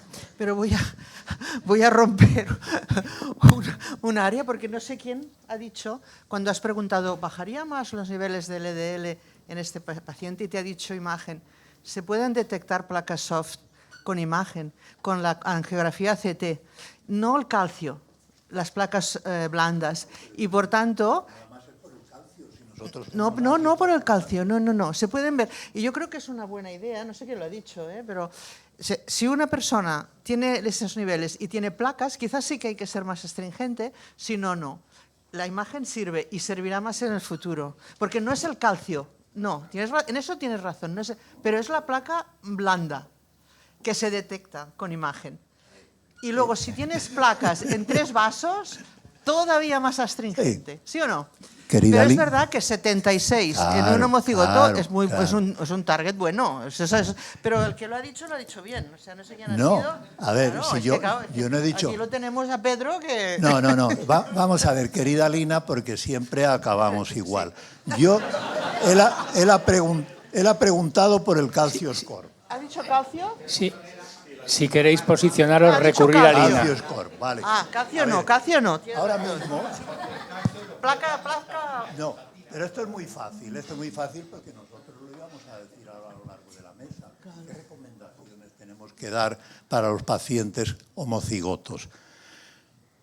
Bueno, es que esto es muy importante porque ya hemos visto aquí pacientes que han tenido suerte, pero que han pasado muchos años sin ser diagnosticados. Pero cuando se diagnostica un paciente homocigoto, en cuanto se diagnostica hay que hacerle un ecocardiograma, porque lo más grave en un homocigoto no es la enfermedad coronaria, es la estenosis valvular aórtica. Vale. Una vez dicho eso, está claro que un homocigoto, aunque sea de lo nulo, pues a los 4 o 5 años no va a tener enfermedad coronaria importante, sobre todo si empieza con tratamiento.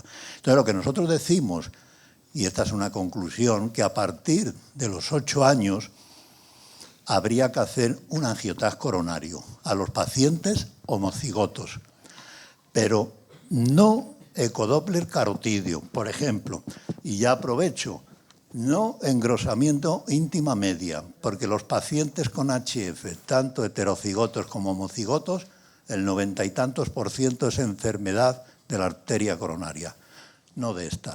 O sea, que en eso estamos totalmente de acuerdo, pero lo que yo quería decir que es un angioTAC coronario, no hacerle calcio score. O sea, que en eso estamos totalmente de acuerdo. Y luego si seguimos avanzando con lo de las recomendaciones, claro, este es el punto más sensible para mí, cuando se ven pacientes. Yo he visto pacientes desde hace 40 años y he visto 2 homocigotos que los tuve que dar resinas. Y como en el hospital donde yo estaba no había L de la aféresis, los mandé a otro centro de Madrid que se hacía L de la aféresis. Cuando me enteré, porque yo les suelo llamar qué había pasado, les habían hecho un trasplante hepático, 2 hermanos. O sea, aquí se habían saltado directamente la L de la aféresis. Por eso, cuando yo ahora veo estas cifras, ¿eso qué significa? La medicina no es blanco ni negro. Y a mí, lo de ponerme una línea, como la película, la 47, el 55, el 70, totalmente en desacuerdo. Para eso somos médicos y para eso está el arte todavía de evaluar a un paciente, de hablar con la familia y de saber que a lo mejor entre 79 y 65 no va a pasar absolutamente nada. Entonces yo creo que eso es muy importante y es la crítica que yo hago a las guías. Y ya aprovecho y doy otra vuelta de tuerca y así no lo digo mañana. A ver, salen unas guías en el 2016. Es que a mí me parece que este concepto es muy importante. Os digo todo esto porque los pacientes del SEIJAR están muy bien informados y muchas veces no se atreven a preguntaros a vosotros y nos hacen a nosotros la segunda consulta. Eso es importante. Claro, por supuesto, que nosotros, ¿qué vamos a hablar? Claro, si los estáis viendo vosotros, pues lo estáis viendo maravillosamente. Pero el paciente a veces tiene dudas, hay que resolvérselas. Entonces, lo que yo quería decir con esto, que nosotros se hacen unas guías en el 2016. Vosotros, que sois clínicos, sabéis que la implementación de unas guías tarda bastantes años, no 2 ni 3, puede tardar 6 o 7 años. Bueno, pero a los 3 años salen otras nuevas guías. Es que nosotros, bueno, que publicamos y que nos aceptan, pero nos dan caña a los revisores, este es un tema que a veces te puede decir un revisor, ¿y por qué ustedes no los tienen en objetivo? Pues mire usted, pues porque a veces el paciente no quiere tomar la medicación, porque a veces pues el médico considera que está bien, o porque a veces el Sistema Nacional de Salud de este país, pues claro, funciona como funciona, y en eso estamos abiertos. O sea, por eso yo quiero llevar este tema, que a mí lo del 70, el 55, el 42, etcétera, mañana vamos a sacar ese concepto. El nuevo concepto, y que lo podemos sacar del SEIJAR, es el LDL acumulado a través de la vida. Y eso lo vamos a sacar ya en el SEIJAR. Entonces yo creo que esos son datos muy importantes para que nos olvidemos un poquito de si el paciente está a 5 o 8 miligramos de conseguir el objetivo según quien le ha puesto. Que somos médicos. Bueno, no me extiendo más en este tema. No obstante, yo voy a lanzar una lanza en favor de las guías. porque a veces hay que leer la letra pequeña también de las guías. Y la guía europea y su actualización reciente, en la general de lípidos, la clase de recomendación para el LDL de 70 o de 55 en HF no es 1A, es 2A. Quiere decir que no todo el mundo está de acuerdo y hay cierta disidencia, ¿no? Pero me lo has puesto, Bueno, me lo has puesto más fácil. Me lo has Es puesto más razonable. fácil. Claro, ahora seguimos. Si es lo que quería, No, ponerlo es más que fácil. me lo has puesto muy fácil. Como no lo había dicho, lo digo. No hay evidencia en la hipercolesterolemia familiar heterocigota y homocigota con ensayos clínicos para poner esos cortes. No hay evidencia, es que esto es muy fuerte. Si no hay evidencia, porque ¿con qué se ha hecho la evidencia?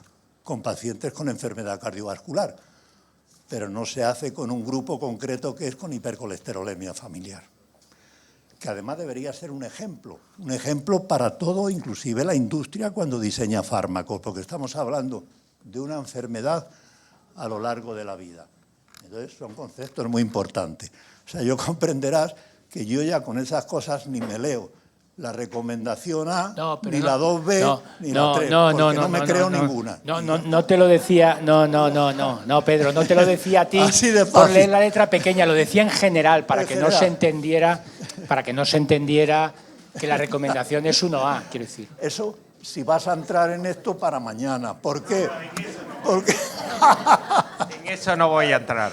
Pedro, claro que no hay evidencia, una pena. Una pena. Pero eso no quita de que realmente asumamos conceptos que hay en otras poblaciones a esta población que además tiene la desventaja de tener el LDL desde el mismo momento en el que nace, que ese es el problema que tiene esta población. Por consiguiente, claro, pero este es el problema. mañana vamos a entrar, Pepe, que podemos decir, Pedro, mañana vamos a entrar en que Mañana realmente vamos a entrar. Es que- LDL, si lo tuviéramos en 0, mejor, sí, sin duda. Y vamos a entrar en el riesgo relativo versus riesgo absoluto. Y en el número necesario de pacientes a tratar para evitar una... Pero eso ya son Bueno, criterios en el que tú metes otro concepto que es el concepto economía. Bueno, yo lo que no es el concepto salud. Lo que quiero decir... Y es el que- concepto eficacia, que también hay que No, meterlo. Lo que quiero también hay decir que meterlo. que no se han hecho, porque ya hemos entrado en eso y así ya mañana no vamos a perder tiempo en esto, que hoy estamos mejor. Entonces, lo que yo quiero decir, y todo el mundo lo entiende, que no se ha hecho ningún ensayo clínico con HF para meter al HF como un paciente de alto riesgo. ¿Cuál va a ser el siguiente camino? Espero que nuestro querido compañero y amigo, el doctor Vallejo, antes de que finalice este año, que tenemos ya los datos, publiquemos la ecuación Seijar a 10 años, que va en la misma línea. Claro, ¿qué es lo que va a pasar? Es que nosotros vamos a dar todavía un avance mayor.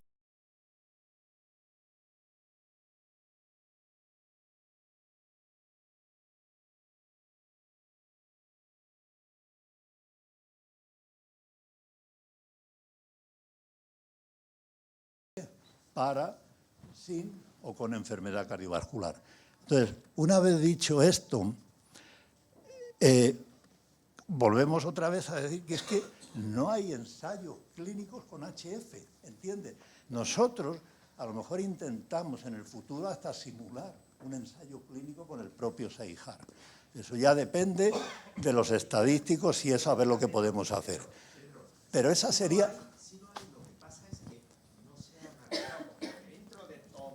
Esos grandes ensayos clínicos. HFs. Hay HF un montón. Lo que pasa es que no están analizados correctamente, Pepe. pero que sería adecuado hacerlo, sin duda. Pepe. Y más adecuado, más que en prevención secundaria, Sí. en prevención primaria. Oh, y, claro, claro. y desde el inicio. No, el HF no es prevención primaria, es el continuo. Bueno, Dice, venga. bueno, en concepto es en el, El continuo, concepto, y antes el- de que desarrolle manifestación clínica. Vale. De acuerdo. Pero ya creo que lo voy a cerrar. A ver, Yo tenía una pregunta los para ensa- Raquel. Los ensayos clínicos por los que se ha puesto a puño y letra las reglas de las guías del 2019, en esos ensayos clínicos, dime el número de mujeres que hay. El primero, lo vamos a ver mañana, el primero en el que hay un tamaño Menos del 20% de mujeres. de mujeres. El primero, no, menos del 20%. pero lo vamos a ver mañana. El primero, ¿sabes cuál es? Vesalius, 40% de mujeres. Pero escucha, sí, de acuerdo, Pedro, desgraciadamente están hasta la fecha y por representadas.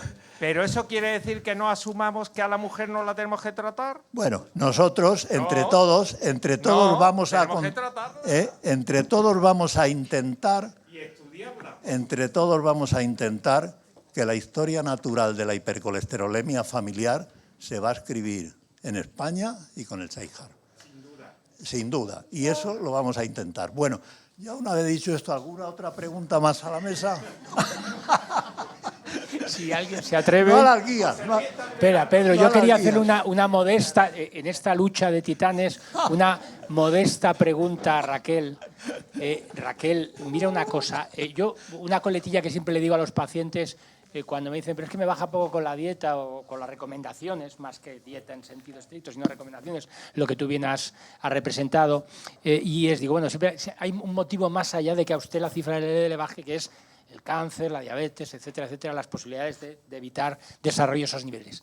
¿Hay algo de menor incidencia de cáncer en cohortes de HF como consecuencia de una mejor adherencia a recomendaciones dietéticas? ¿Cómo me gusta que hagas esa pregunta? No estaba preparado, ¿eh? No estaba preparado. No estaba preparado, pero efectivamente es interesante y de hecho lo vamos a hacer. Estamos ya en ello. Te puedo adelantar que estamos en ello. Van a salir cosas... O sea, mañana vais a ver algo muy fuerte, de verdad, porque mañana vais a ver cómo influye la dieta en el riesgo cardiovascular de la heterocigota cuando se ajustan por todo, tratamiento, todo, y cómo influye en el riesgo cardiovascular. Y yo, sin extenderme, una reflexión, ya aprovechando esto. Pretendemos bajar el riesgo, o sea, bajar el LDL, por supuesto, es para bajar el riesgo cardiovascular de estos pacientes. Entonces, se intensifican los tratamientos para tener el LDL cuanto más bajo, mejor. ¿Y por qué, si tenemos instrumentos que también influyen en bajar el riesgo cardiovascular, y no solo el riesgo cardiovascular, el riesgo de cáncer, el riesgo de diabetes y otras comorbilidades, por qué no hacemos el mismo hincapié? Esta es la reflexión que hago y respondiendo a tu pregunta, sí, estamos en ello y lo vais a ver pronto. Gracias. Mañana va a hacer una presentación muy bonita. Una última pregunta.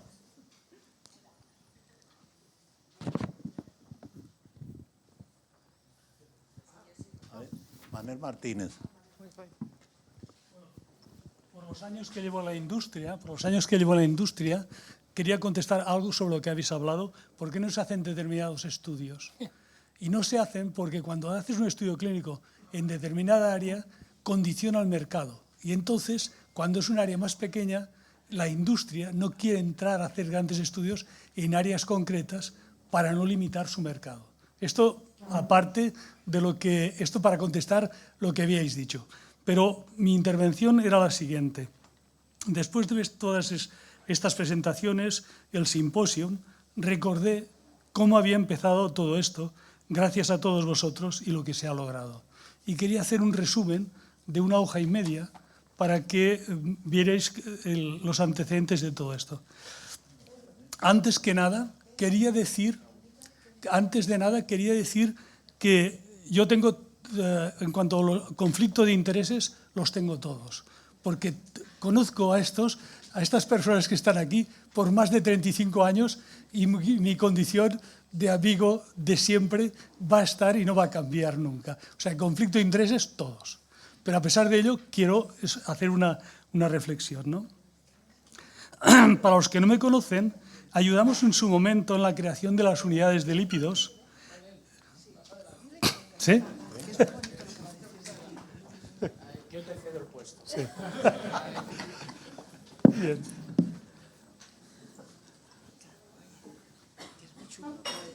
Sí. Para los que me conocen, ayudamos en su momento a la creación de unidades de lípidos, en donde Rodrigo Alonso formaba las unidades de lípidos en la Fundación de Jiménez Díaz. Y de 7 unidades de lípidos, cuando empezamos, se crearon más de 60. O sea que eso es un mérito increíble de entrar en una enfermedad y en una especialidad, ¿no? Ayudamos a la creación de la Fundación de Hipercolesterolemia Familiar, desde como patrono fundador y después como patrono que he seguido durante todos estos años, ¿no? Intervenimos en la creación del primer lipochip de láser, que después se lo quedó Progénica, pero lo creamos nosotros. Y el segundo, que lo creamos Gendiac, y que después ahora lo lleva Genicode.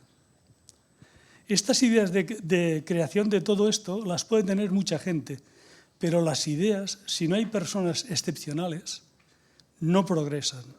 Y en este caso hay 4 personas excepcionales con capacidad de altruismo, resiliencia, visión, sin las cuales este proyecto no hubiera podido prosperar, ni hubiera crecido, ni se habría creado ni crecido el Safe Heart. Estas personas son Pedro, Rodrigo, Teresa y, en un inicio, Miguel Pocovi. Y en San Pablo, Lina y Teresa en la conservación y la gestión de las muestras. Aquí vuestro trabajo es y ha sido, el trabajo de todos vosotros, es y ha sido la garantía del éxito de este proyecto. Desde una posición de jubilado, patrón e impulsor de proyectos, agradezco a todos vuestro trabajo, que es lo más importante para la introducción de los nuevos conceptos en el sistema sanitario. No podemos confiarlo todo en que nuestros gestores introduzcan mejoras para nuestros pacientes. Como hitos de la Fundación, que hay más, seguro que me dejo muchos, pero estaba escribiendo aquí mientras estabais haciendo, que la Fundación ha intervenido en la difusión y puesta al día y en todas las mesas de los ambulatorios la importancia de la prevalencia de la Fundación de Hipercolesterolemia Familiar. Estudios de coste-eficacia que han permitido y justificado la entrada de financiación de nuevos fármacos. La obtención del copago, que ahora parece que no es tan importante, pero cuando se introdujeron las estatinas y ezetimibe, eso se negoció con mucho sacrificio en su momento en el Congreso. Ayuda a la concienciación de los gestores de la administración, la Fundación. Hizo una ecuación de riesgo, que yo todavía sigo insistiendo, porque cuando estaba en Gendiac hicimos un análisis y vimos que eso hay que publicarlo, tal como te lo estoy diciendo, Pedro, que con el 20% de los que tienen mayor riesgo, tú coges el 80% de los detectarías el 80% de los infartos. O sea que, aunque no hiciéramos un esfuerzo bestial, con los que en la ecuación de riesgo, que es una maravilla, viésemos este 20% y estaríamos preveniendo el 80% de los infartos. Esto hicimos cuando tenía estadístico en Gendiac. Después, de la publicación y la importancia del LPA. Y, de nuevo, la Fundación ha servido para ilusionar a personas como vosotros, que sois los que actuáis con los pacientes. Porque ¿de qué vale todo esto si esto no llega a los pacientes? Y esta es la finalidad de nuestra vocación y vuestra vocación en que esto represente beneficios para nuestros pacientes. Muchas gracias.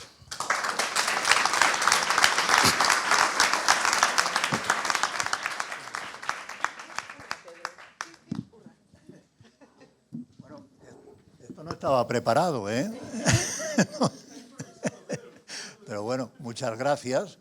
Y bueno, yo creo que mañana vamos a seguir. Yo creo que mañana ya no vamos a tener interrupciones, no vamos a discutir ya las guías casi. Y bueno, pues daros las gracias. Yo creo que, bueno, que han sido unas mesas muy interesantes y sobre todo también pues el tema de los homocigotos, que no sé si lo hemos tratado, pero yo creo que sí, que ha salido. Y que ahora vamos a tener una oportunidad. Yo, no sé si lo he dicho antes, pero yo creo que igual que ya lo dijimos en la publicación de hace 2 años del Lancet Diabetes, la que decíamos que nos lo hace Thor, el editor, que las personas con HF, según van y según están tratados, que probablemente en los próximos años van a tener la misma esperanza de vida que una persona que no tenga hipercolesterolemia familiar. Pues yo creo que esto nos va a pasar con los homocigotos. Cuando los homocigotos se detecten precozmente y con lo que tenemos ahora disponible, yo creo que los homocigotos van a tener una esperanza de vida normal. Y simplemente decir que no os podéis hacer idea lo que significa, por ejemplo, para el adolescente que ha contado el doctor Martínez Hervás, que ahora antes no podía salir de su comunidad, ahora ya se puede ir a hacer un Erasmus, se puede ir a hacer muchas cosas. O sea que fijaros la innovación también de nuevos fármacos, lo que ha sido capaz de conseguir. Bueno, pues hasta mañana entonces. Muchas gracias.